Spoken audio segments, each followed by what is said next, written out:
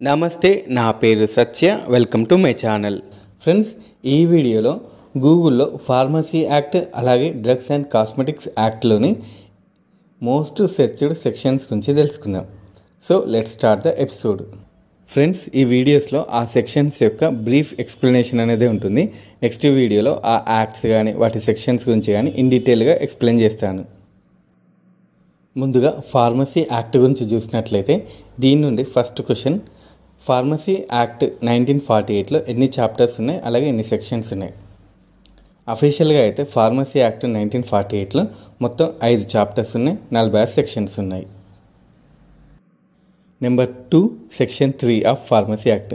ఈ సెక్షన్ 3 ఏం చెప్తుందంటే సెంట్రల్ కౌన్సిల్ని అంటే సెంట్రల్ ఫార్మసీ కౌన్సిల్ని ఏర్పాటు చేసి అసలు దాంట్లో ఎంతమంది సభ్యులు ఉంటారో వాళ్ళకు ఉండాల్సిన క్వాలిఫికేషన్స్ గురించి చెప్తుంది. Number 3, section 10. ఈ సెక్షన్ 10 మెయిన్గా ఎడ్యుకేషన్ రెగ్యులేషన్స్ గురించి చెప్తుంది.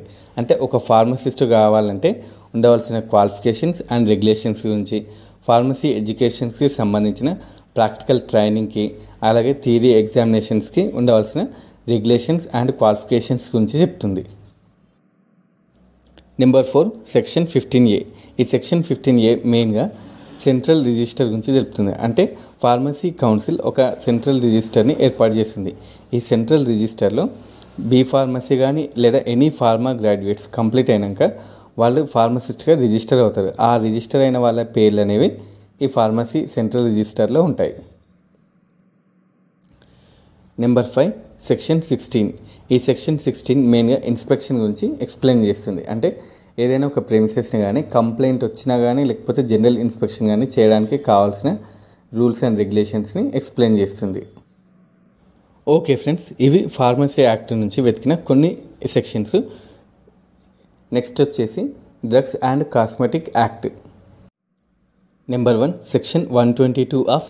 ఇది మెయిన్గా ఒక డ్రగ్ లైసెన్స్ని క్యాన్సిల్ చేయడానికి అలాగే సస్పెండ్ చేయడానికి కావాల్సిన రూల్స్ అండ్ రెగ్యులేషన్స్ గురించి తెలుపుతుంది. Number 2, section 104. ఇది మెయిన్గా ఆయా దేశాల స్టాండర్డ్స్ లైక్ బ్రిటిష్ ఫార్మకోపియా లేదా ఇండియన్ ఫార్మకోపియా లేదా యునైటెడ్ స్టేట్స్ ఫార్మకోపియా, ఈ స్టాండర్డ్స్ యొక్క వర్డ్స్ యొక్క అబ్రివేషన్స్ రాయడానికి ఈ సెక్షన్ 104 అనుమతిస్తుంది. Number 3, section 170. ఇది మెయిన్గా అడ్వర్టైజ్మెంట్ కంట్రోలింగ్ సెక్షన్ అనొచ్చు. అంటే ఆయుర్వేదిక్ కావచ్చు, యునానీ కావచ్చు, అల్లోపతిక్ కావచ్చు, హోమియోపతిక్ కావచ్చు, ఇలా ఏదైనా ఒక ప్రాక్టీస్కి సంబంధించిన మెడిసిన్స్ని అడ్వర్టైజ్ చేయడానికి కావాల్సిన రూల్స్ అండ్ రెగ్యులేషన్స్ని అంటే ఎలాంటి అడ్వర్టైజ్మెంట్స్ అనేవి అలో చేయాలి, ఎలాంటివి ఉండకూడదు అనేది ఈ సెక్షన్ అనేది చెప్తుంది. Number 4, section 18. ఇది మెయిన్గా కొన్ని రకాల మెడిసిన్స్ని సేల్స్ అండ్ మ్యానుఫ్యాక్చరింగ్ చేయకుండా ఉండడానికి ఈ సెక్షన్ 18 అనేది తెలుపుతుంది. ఈ కొన్ని రకాల మెడిసిన్స్ అనేవి మెయిన్గా ఆయా రాష్ట్రాలు కానీ లేకపోతే కేంద్ర ప్రభుత్వం కానీ ఒక గెజిట్ ద్వారా నోటిఫికేషన్ రిలీజ్ చేస్తుంది. ఈ సర్టెన్ లేదా ఈ పర్టికులర్ మెడిసిన్స్ని తయారు చేయడం కానీ లేకపోతే అమ్మడం కానీ చేయకూడదు అని ఒక డేట్ నుంచి నోటిఫికేషన్ అనేది రిలీజ్ చేస్తుంది. అప్పటి నుండి ఆ మెడిసిన్ యొక్క మ్యానుఫ్యాక్చరింగ్ కానీ సేల్స్ కానీ ఆపేయాలి. ఓకే ఫ్రెండ్స్, ఈ వీడియో మీకు నచ్చింది అనుకుంటున్నాను. నచ్చితే లైక్ చేయండి. నా నెక్స్ట్ వీడియోస్లో ఈ యాక్ట్స్ గురించి డీటెయిల్గా ఎక్స్ప్లెయిన్ చేస్తాను.